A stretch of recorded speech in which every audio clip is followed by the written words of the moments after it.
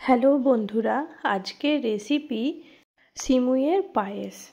খুব কম উপকরণ লাগে এবং খুব কম সময়ের মধ্যেই এই দুর্দান্ত স্বাদের সিমুইয়ের পায়েস রেডি করা যায়।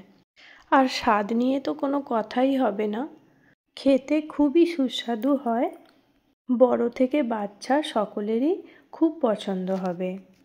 তাহলে চলুন দেখা যাক কিভাবে আমি এই সিমুইয়ের পায়েস বানাই। প্রথমেই আমি একটা কড়াই নিয়ে নিয়েছি। এবার এর মধ্যে আমি 1.5 চামচ পরিমাণ প্রথমেই ঘি নিয়ে নেব। এবার ঘিটা যখনই গলে যাবে, এই ঘিয়ের মধ্যে আমি সিমুই নিয়ে নেব 1 বাটি পরিমাণ। এবার এই সিমুইটাকে ঘিয়ের মধ্যে ভাজতে হবে। অনবরত নেড়ে নেড়ে এই সিমুইটাকে ভাজতে হবে। কোনো রকম হাত নাড়া কিন্তু বন্ধ করা যাবে না, তাহলে কী হবে, তলার দিকে যে সিমুইগুলো আছে ওগুলো তাড়াতাড়ি লাল হয়ে পুড়ে যাওয়ার সম্ভাবনাটাই বেশি থাকে। তাই অনবরত এই সিমুইটাকে একভাবে নেড়ে নেড়ে ভেজে নেব ভালোভাবে। এবারে দেখতেই পাচ্ছেন পরপর সিমুইটার মধ্যে একটু কালার চেঞ্জ হয়ে আসছে। এইভাবে আমি আরও একটু ভেজে নেব।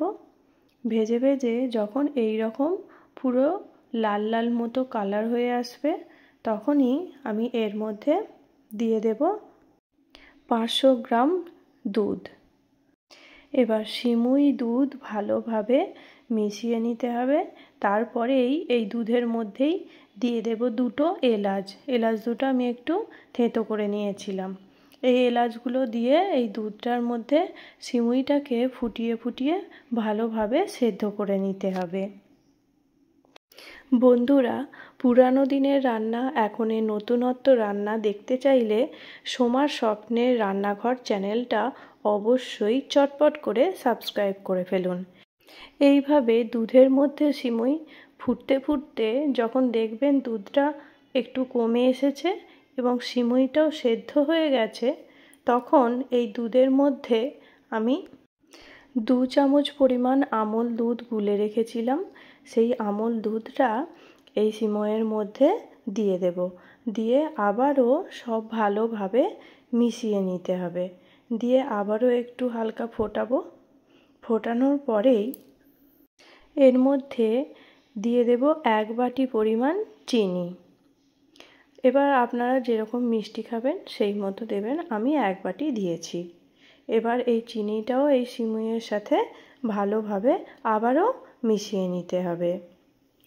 এরপরেই এই সিমুইয়ের স্বাদটা আরও বাড়ানোর জন্য স্বাদ মতো দিয়ে দেব লবণ। এবার সব কিছু আবারও ভালোভাবে মিশিয়ে নিয়ে আরও একটু ফুটিয়ে নেব। তাহলেই মোটামুটি রেডি হয়ে যাবে এই অসাধারণ স্বাদের সিমুইয়ের পায়েস। তাহলে বাড়িতে কিন্তু অবশ্যই ট্রাই করতে হবে। এইভাবে বাড়িতে বানাতে কিন্তু কোনোভাবেই ভুলবেন না। খেতে খুবই সুন্দর হয়। রুটি, লুচি, পরোটা সবের সাথেই দারুণ লাগে। আমি আগেই কাজু কিশমিশ ঘিয়ের মধ্যে ভেজে রেখেছিলাম।